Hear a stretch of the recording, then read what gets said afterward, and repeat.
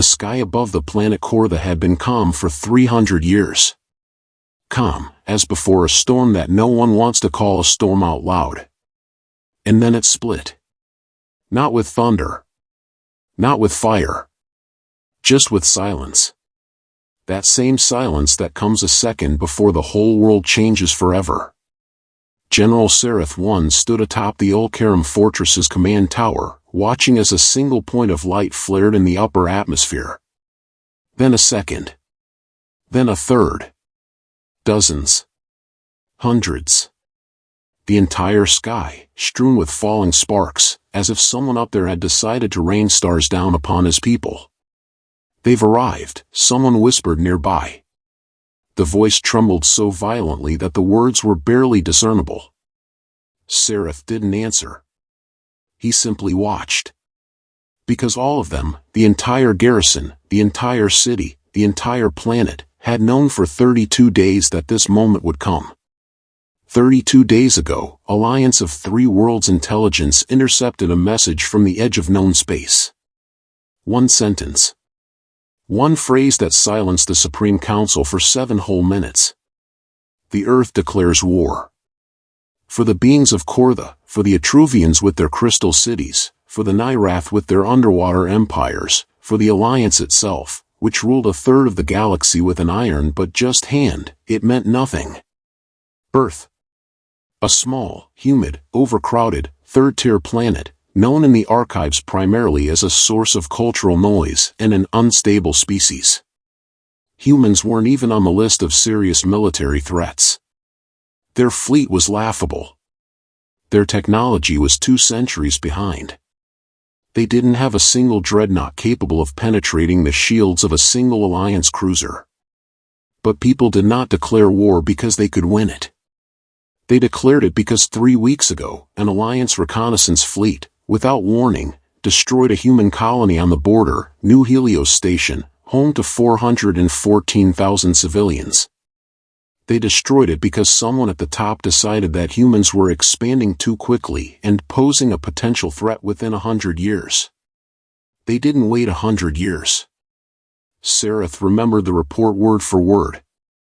The voice of the Alliance analyst reading the summary, humanity's response is assessed as emotional and irrational. The predicted duration of the conflict is 3 to 6 months before surrender. He remembered it now, looking at the flames falling from the sky, and felt a chill run down his spine that should not have been felt by a creature of his kind. Because 3 weeks is very little time to build a fleet capable of reaching here. Which means they already built it. In advance. Long before the New Helios happened. The Earth did not respond to the attack. The Earth was waiting for a reason. Asterisk asterisk asterisk.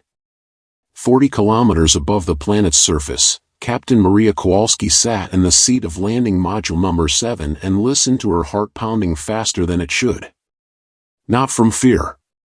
But from something else, that sharp, ringing feeling that comes when you know you're standing on the threshold of a moment that will either go down in history or become your final chapter. Around her, strapped into identical chairs, sat 11 members of her squad. The Steel Wolves, that's what they were called at headquarters, though among themselves they called themselves more simply the Boys from Helios. Because 7 of the 12 had relatives there. 3 had entire families. Sergeant Daniel Cruz had a daughter there. She was 6 years old. No one said it out loud. There was no need. It was all written on their faces, in that calm, terrifying determination that appears in a person who has lost everything and decided that now he has nothing left to lose. 30 seconds to atmospheric entry, a mechanical voice said in the headphones. Maria glanced at the small screen in front of her. It showed a map of the planet Kortha, the only active Alliance outpost in the sector, a fortress with a garrison of 12,000 soldiers, orbital shields, and planetary defenses that Alliance military analysts called insurmountable. The Earth fleet heading towards this planet consisted of 31 ships. Against 340 Alliance ships in orbit. The odds were so unequal that even the most optimistic Earth staffers didn't dare call the operation an attack. They simply called it Operation Ash. Because everyone understood that most of the fleet would not return. But returning was not the main goal. The main goal was for the Alliance to remember this day forever. 10 seconds, a voice uttered. Daniel Cruz turned his head and looked at Maria. There was no fear in his eyes. There was only a quiet, icy clarity. For Helios, he said. For Helios, 11 voices answered simultaneously. And the module flew down, cutting the sky with fire. Asterisk asterisk asterisk. General Sereth Vaughn received the report exactly 4 seconds before the first module touched the planetary defense shield. Sir, 31 enemy vessels detected. Class unknown. Dimensions and weight significantly below standard combat cruisers. Sereth exhaled. The first real relief in 32 days. This is reconnaissance, he said. The Vanguard. The main fleet will arrive later. Sir, 31 ships are already entering the combat zone with the orbital fleet. What? Sereth turned sharply to the screen. On the tactical map, 31 tiny dots were hurtling straight toward 340 Alliance ships, stationed in orbit in a formation honed over centuries of war. It was suicide. It was so obviously suicide that Sereth briefly wondered if this was a miscalculation, a systemic failure on the part of the humans. But then 31 ships opened fire. And Sereth Vaughn's whole world turned upside down. The Earth weapons were unlike anything the Alliance had seen before.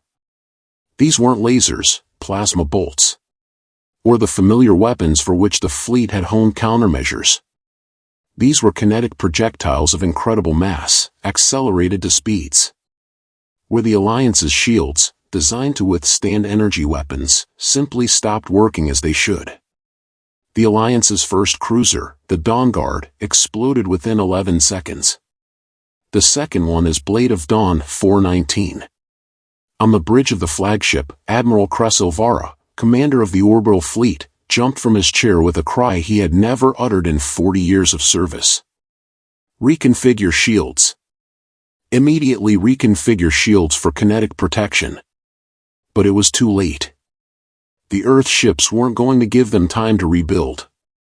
They moved with a maneuverability that seemed impossible for vessels of their class, abruptly, chaotically, as if the pilots inside them weren't afraid of the G-forces that would kill an ordinary sentient being. Because they weren't. Humans had built these ships specifically for one purpose, knowing that most of the crews wouldn't survive the mission, and they had accepted that from the start. 31 ships had wedged themselves into the line of 340, and where there should have been a one-sided massacre, a small fleet against a large one, a slaughter of a completely different kind began. Because the Earthlings did not come to fight according to the rules of the Alliance. They came to fight the way people fight, dirty, desperate, merciless, exploiting every weakness of the enemy, every crack in his complacent confidence. Asterisk asterisk asterisk. Inside landing module number 7, the shaking became unbearable. Maria Kowalski gripped the armrests so tightly her knuckles turned white. The screen in front of her showed the scene outside, the enormous silhouettes of Alliance ships being torn apart by explosions, debris flying through the void, flashes so bright she had to squint even through the screen's filters. "We're passing orbital defenses," the pilot shouted. "Hold on." The module shook so violently that one of the soldiers behind them cried out in pain, a broken rib, maybe two, but no one stopped, no one requested medical evacuation, because there was no evacuation. There was no turning back. Only forward, only downward, only to the planet's surface, where the real work awaited. Daniel Cruz pulled a small, tattered photograph from his breast pocket. It showed a blonde girl of about 5, laughing, missing a front tooth. He looked at it for a long second, then put it back. 40 seconds to landing, the pilot said. Maria closed her eyes and saw not a photograph of her family. She had no family left to photograph, but the face of her commander, Colonel Everett Hayes, speaking the words before the start of the operation, words she would remember for the rest of her life, however short it might be. They think we're weak because we haven't built an empire in 1,000 years. They think we're small because there are fewer of us. But they've forgotten one thing that must never be forgotten. Humanity didn't survive 1,000,000 years on this planet because we were the strongest species. We survived because we were more stubborn than everyone else combined. And today, we remind the entire galaxy what that means. The module hit the planet's surface with a roar that shook the Earth for kilometers around. The doors opened. And for the first time in history, human soldiers set foot on the planet core. The garrison of Volcarum Fortress consisted of 12,000 Alliance fighters, Etruvians with their crystalline armor, amphibious Nyrat with their poisonous blades, and native Korthans, whose native endurance far exceeded that of humans. By all the laws of military science, 12,000 soldiers, fortified, armed, protected by orbital shields and deeply studied defensive tactics, should have stopped any landing in minutes. But none of them ever fought against people. General Sereth Vaughn stood in the command center and watched as the red dots on the tactical map, 144 people, 144 in total, who had landed from the 7 modules that had reached the surface, scattered across the fortress territory in a way that was not typical of a landing force. "They're not attacking the main gate," the communications officer said, confused. "They're splitting up into groups of 3 or 4. "This is a tactical error," said someone from headquarters.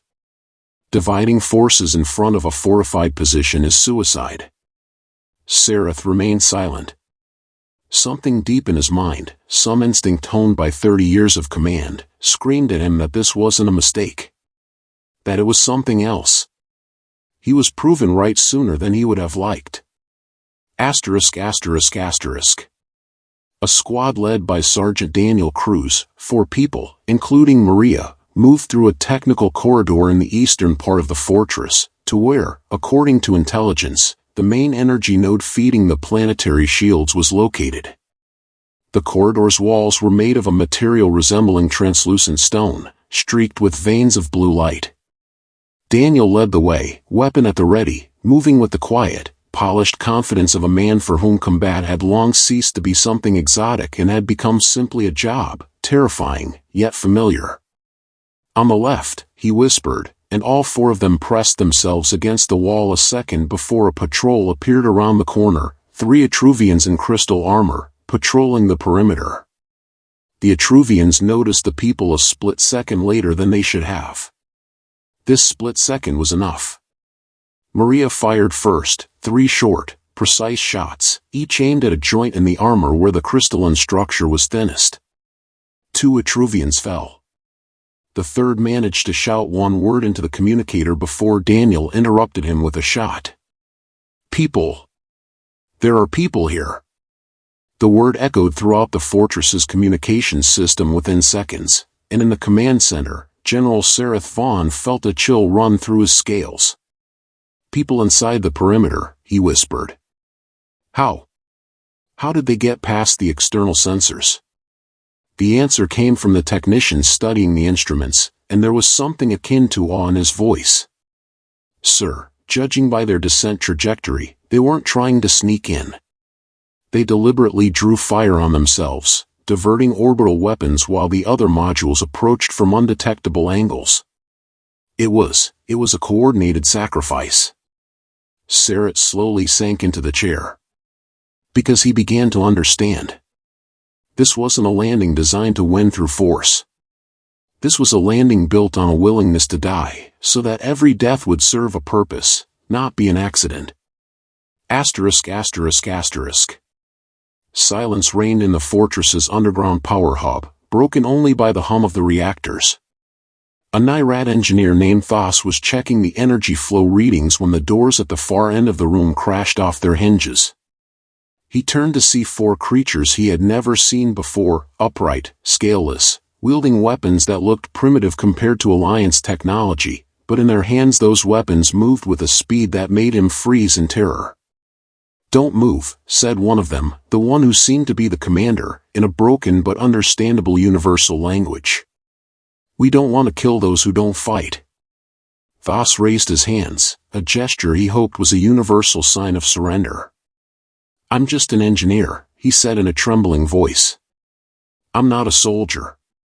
Daniel Cruz stared at him for a long second.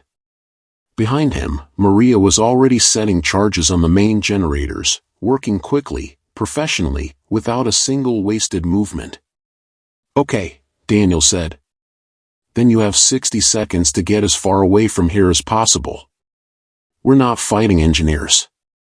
We're fighting those who gave the order to exterminate 414,000 civilians on New Helios Station." Thos froze. I heard about that order," he whispered. "It was the Alliance Supreme Commander's decision. Not ours. Not the garrison's." "I know," Daniel replied, and there was no hatred in his voice for this small, trembling creature before him, only weariness, only the heaviness of a man carrying a load that cannot be folded. "That's why you have 60 seconds. Run." Thos ran. He was the only survivor of the power node's personnel, and years later he would tell this story to his children, the story of the day when a man who came to kill gave him time to escape simply because he wasn't holding a weapon. A story that would change the way the Nirath thought of humans for the next 100 years. Exactly 63 seconds after Thos disappeared around the bend in the corridor, 4 charges detonated simultaneously, and the power node powering the Ulcarum Fortress's planetary shield ceased to exist. In orbit, the battle reached its peak, and what happened there will be remembered in the military textbooks of future generations as the core of the paradox, a battle in which a mathematically impossible victory began to unfold before the very eyes of those who were supposed to prevent it.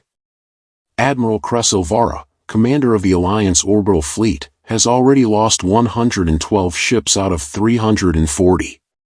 The Earth fleet has lost 19 out of 31. By all the laws of war, this was still a catastrophic defeat for the humans. The numbers didn't lie, the Alliance retained a massive advantage. But the numbers didn't reflect what Kress saw with his own eyes. The remaining 12 Earth ships continued to fight as if they had no reason to conserve their strength, as if every moment of battle was their last and therefore worthless to save.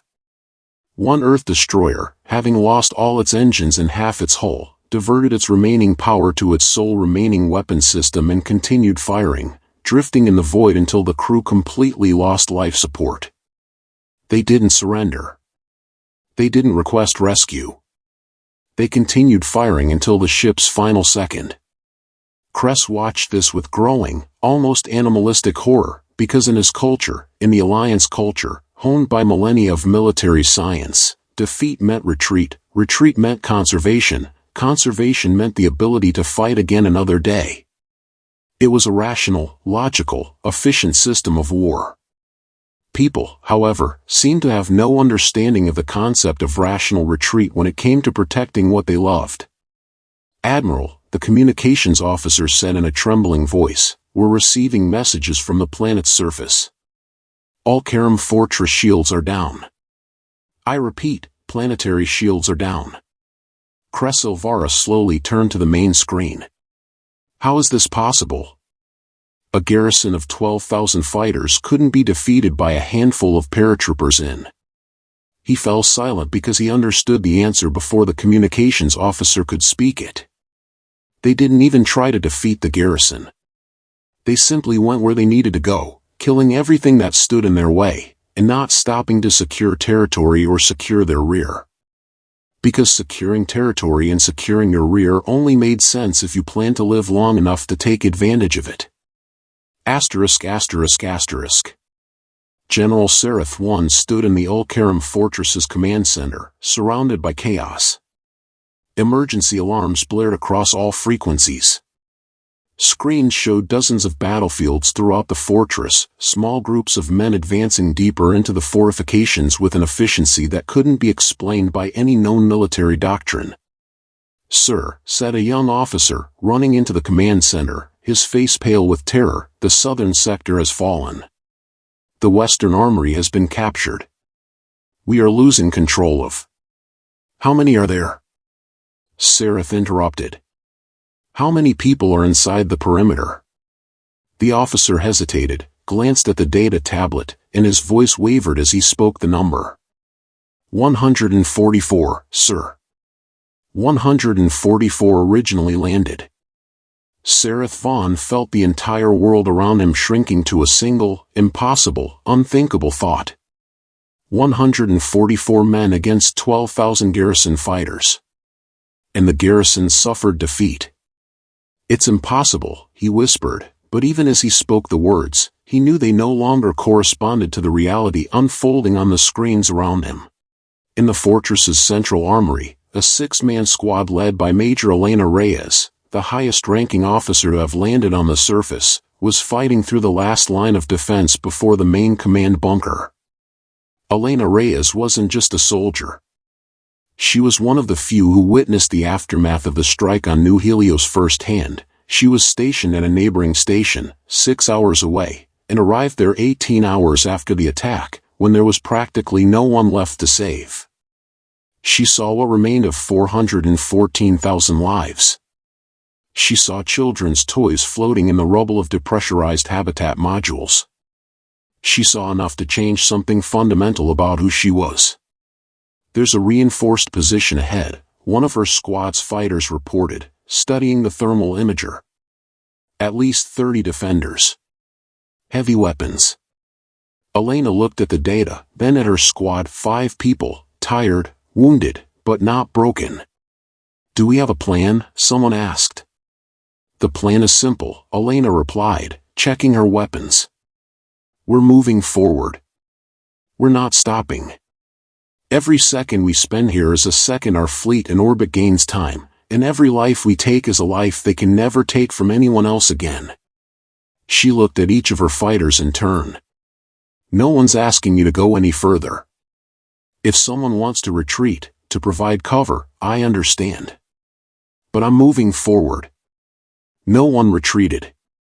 They went forward together, 6 men against 30 shielded, fortified Alliance warriors, and what happened in the next 7 minutes would be described by the Nirath who survived the battle to their children as the time death put on a human face.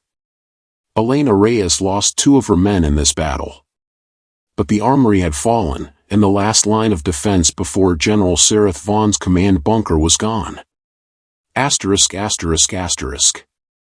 Sareth Vaughn heard the explosion that destroyed the outer doors of the command bunker, and in that moment he knew that this day would either be the last day of his life, or the last day of the life he knew.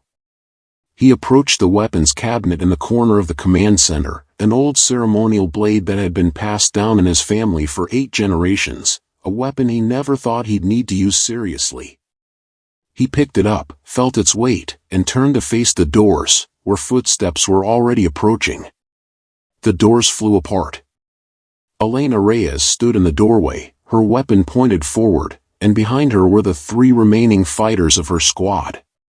Sareth Vaughn, the Alliance general commanding the garrison of Ulcarum Fortress, raised his blade and looked into the eyes of the creature that had just destroyed the seemingly invincible fortress with only a handful of soldiers. You have come to kill me, he said in the universal language, his voice surprisingly calm for a creature standing on the threshold of death. Elena Reyes was silent for a long moment, looking at him.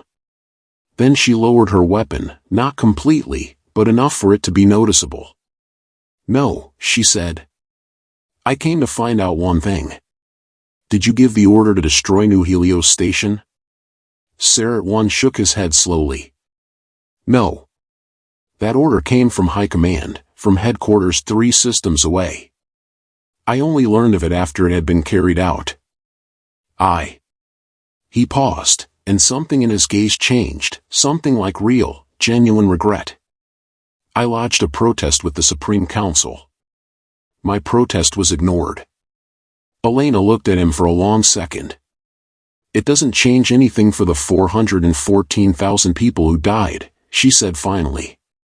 But it does change what will happen to you today. She lowered the weapon completely. You give up, she said. It wasn't a question. Sereth Vaughn looked at the blade in his hands, the weapon of 8 generations in his family, a symbol of honor his culture valued above life itself. He looked at his command center, destroyed and engulfed in smoke. He looked at the creature before him, small, fragile by the standards of its kind, yet bearing such a merciless, unyielding will that it crushed a fortress thought impregnable. He lowered the blade to the floor. "Yes," he said quietly. "I give up." Asterisk asterisk asterisk. By the time the Olkaram fortress officially capitulated, the orbital battle had come to an end. Of the 31 Earth ships, 9 were still combat-ready. Of the 340 Alliance ships, 41 were still combat-ready. By any military standard in the universe, it wasn't a victory. The Alliance still enjoyed overwhelming numerical superiority. The fleet could have regrouped, sent reinforcements, continued the fight, and ultimately, likely, won. But Admiral Kresilvara, watching the reports from the planet's surface, the report that 144 people had captured a fortress with a garrison of 12,000 fighters, the report of 9 damaged but not surrendered Earthships continuing to hold their position in orbit, gave an order that would go down in history as the first, but not the last, retreat of the Alliance fleet before humanity. "We withdraw the remaining forces," he said quietly. "Immediately." "Admiral, we still have the advantage in manpower, we can." "We can what?" Kress interrupted, his voice carrying the weariness of someone who's just seen something they can't unsee. "Continue losing ships to an enemy who doesn't understand the concept of surrender? Who sacrifices themselves without hesitation for the sake of their cause? Who keeps fighting even when every rational calculation says to stop?" He looked at the screen, where the damaged Earth ships were still drifting, continuing to fire. "We didn't fight an army today," he said. "We fought a species that decided they'd rather die to the last of their kind than retreat from someone who hurt the ones they loved. Against such an enemy, numbers mean nothing unless we're willing to pay the same price. And we're not. We're withdrawing the fleet." Asterisk asterisk asterisk. 3 days later, at the ruined but held fortress of Olkaram, Captain Maria Kowalski stood atop the command tower, the same one from which General Sereth Vaughn had observed the fall of the human modules 3 days earlier. Now the Earth flag flew from that tower, and below, in the fortress courtyard, 87 survivors of the 144 soldiers who had landed on the planet stood in formation, waiting for the main fleet's supply ships to arrive. Sergeant Daniel Cruz came and stood beside her, watching the sunset, an unfamiliar, alien sun, painting the alien planet's sky in shades never seen on Earth. "We did it," he said quietly, and there was no triumph in his voice, but something heavier, more complex. Relief mixed with grief for those they had lost. 57 people would not return home. "We did it," Maria agreed. She pulled a small photograph from her uniform pocket, the one she'd taken with her before the operation began, a photograph of New Helios Station taken before the attack. It showed residential domes, gardens, and children playing in the public square. "It won't bring them back," she said. "No," Daniel agreed. "He won't. But this will tell the rest of the galaxy one thing," Maria continued, looking at the sunset. "That if you hurt the people we love, we will come. No matter how impossible. No matter the cost. We will come." Daniel Cruz pulled out a photograph of his daughter, the blonde girl with the missing front tooth, and looked at it for a long second. "I'm going home," he whispered to her, as if she could hear him across a million miles of emptiness. "I'm going home, baby." Asterisk asterisk asterisk. The story of the fall of the Olkaram fortress spread across the alliance of 3 worlds faster than any other news in the last century. In the crystal cities of the Etruvians, in the underwater empires of the Nirath, on countless worlds subject to alliance rule, beings whispered the same thing, about a species they called primitive, weak, and few in number, yet capable of something none of them could fully understand. The ability to love so much that the willingness to die for it became not a weakness, but the most terrible weapon in the universe. the Alliance Supreme Council convened an emergency meeting. The order to destroy stations like New Helios was officially rescinded, not because someone on the council had suddenly gained a conscience, but because the mathematics clearly showed that the cost of such decisions was now too high. And on Earth, a planet the Alliance had once considered insignificant, small, and weak, billions of people learned the news of the victory at Kortha with the same feeling, shared by all, regardless of language, culture, or border.